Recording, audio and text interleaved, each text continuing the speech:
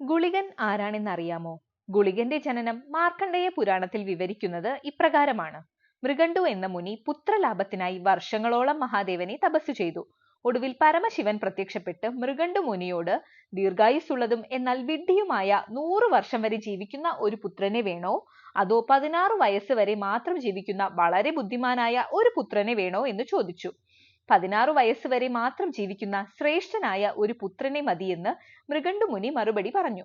അങ്ങനെ പരമശിവന്റെ അനുഗ്രഹപ്രകാരം തനിക്ക് പിറന്ന മകന് മാർക്കണ്ഡേയൻ എന്നു പേരിട്ടു. അച്ഛനമ്മമാരുടെ കണ്ണിലുണ്ണിയായ മാർക്കണ്ഡേയന് 16 വയസ്സായപ്പോൾ തന്റെ മാതാപിതാക്കൾ മകനെ ഓർത്ത് വിലപിക്കുന്നത് മാർക്കണ്ഡേയൻ കണ്ടു. തനിക്ക് 16 വയസ്സ് വരെ മാത്രമേ ആയുസ്സുള്ളൂ എന്ന് മനസ്സിലാക്കിയ മാർക്കണ്ഡേയൻ കഠിനമായ ശിവഭജനം ആരംഭിച്ചു.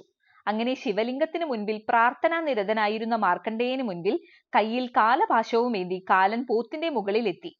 കാലന്റെ വിളി കേട്ട മാർക്കണ്ഡേയൻ ശിവലിംഗത്തെ കെട്ടിപ്പിടിച്ചു കരഞ്ഞു. എന്നാൽ കാലൻ കുരുക്കെറിഞ്ഞ് വലിച്ചപ്പോൾ ശിവലിംഗം കൂടെ പിഴുതു വന്നു. ഇതിൽ കുപിതനായ മഹാദേവൻ തന്റെ 3-ാം തൃക്കണ്ണ് തുറന്ന് കാലനെ ഭസ്മമാക്കി. കാലൻ ഇല്ലാത്ത കാലം വന്നു. എങ്ങും മരണമില്ലാതെയായി. ഭാരം സഹിക്കവയ്യാതെ ഭൂമിദേവി ദേവന്മാരോടും അവർ മഹാദേവനോടും പരാതി പറഞ്ഞു.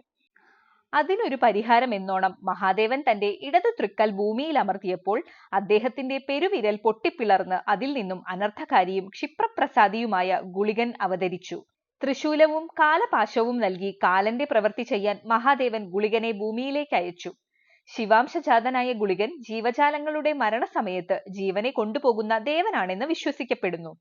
പുറംകാലൻ എന്നും കരിംകാലൻ എന്നും കാലൻ എന്നും അന്തകൻ എന്നും യമൻ എന്നും ഗുളികന് പേരുണ്ട്.